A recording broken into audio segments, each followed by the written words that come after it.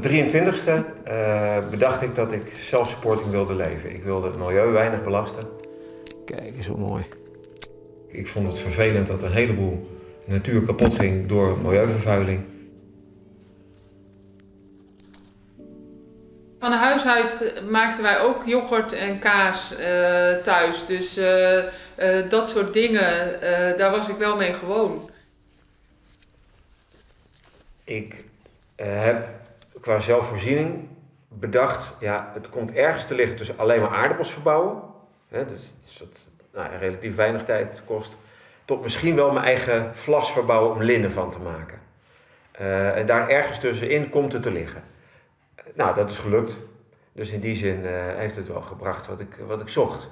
Ik denk dat het uiteindelijk ook meer geworden is dan dat je aanvankelijk dacht. Je had zoiets van, nou, als ik een half hectare heb met een huisje erop, dan is dat voldoende. Nu hebben we bijna 9 hectare.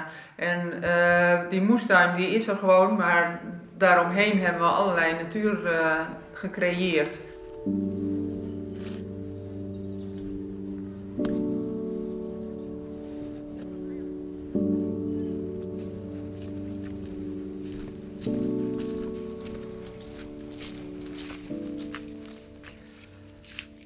Nou, aan het eind van de winter dan krijgen we weer een heleboel ponies.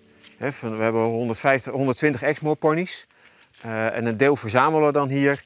Ja, die dieren voeren we dan en die krijgen ook water en zo natuurlijk. Maar die staan hier een tijdje op de verharding, produceren mest. Dat zetten we op een hoop. En, want ik heb een grote groentetuin en die mest gebruiken we in de groentetuin, dus dat moet een beetje verteren. Maar een hele mooie bijkomstigheid is dat er ringslangen hun eieren in afzetten. En ik wist dat jullie zouden komen en ik vind het dan wel leuk om een slangetje te kunnen laten zien.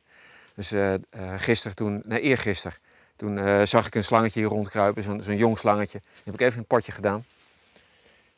Dus die heb ik hierin zitten.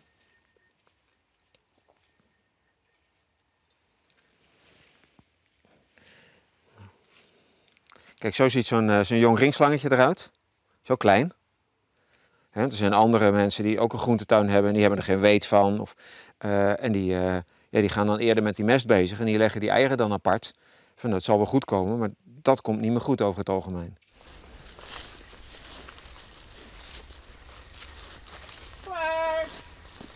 Nou ja, op mijn 23e, toen ik besloot van, ja, ik wil self-supporting gaan leven, wist ik dat er geld voor nodig was. Heel eenvoudig. Overdag bij een hovenier werken, van 8 tot half 5. En van half 5 tot 1 uur 's nachts in een restaurant afwassen. Gewoon een dubbele baan. En zo heb ik het eerste geld bij elkaar gesprokkeld. Ongeveer 10 jaar lang op die manier. En ja, dan heb je een basis. En als je dan kan kopen en zuinig leeft en weer doorgaat met hard werken, ja. Dat is gewoon heel simpel. De ene keer heb je er plezier in en de andere keer denk je, kan ook misschien wel makkelijker. En als je zelf kaas gemaakt hebt en dat is goed gelukt en het smaakt lekker, dan heb je daar toch wel veel meer voldoening van. En het voelt voor mij ook rijker om iemand makkelijk uit te kunnen nodigen om te komen eten. Omdat je toch wat extra groenten uit de tuin kunt halen op een makkelijke manier dan dat je geld op de bank hebt staan. Dus eigenlijk geeft het wel een rijk gevoel. Kom maar. Oh, kijk eens, er komt er wat. Kom maar jongens. Kom maar, een beetje meer. Hierheen misschien. Kom maar eens.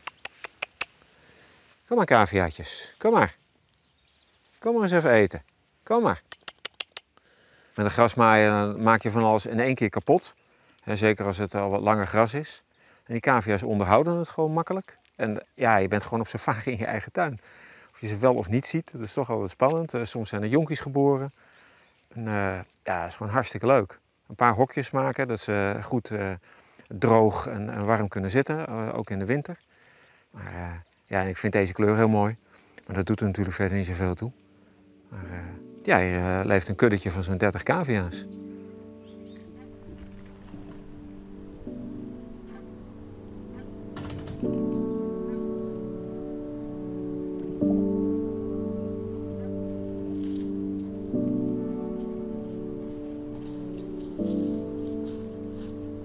Ik probeer zo lang mogelijk gebruik te maken van de zwemvijver als bad.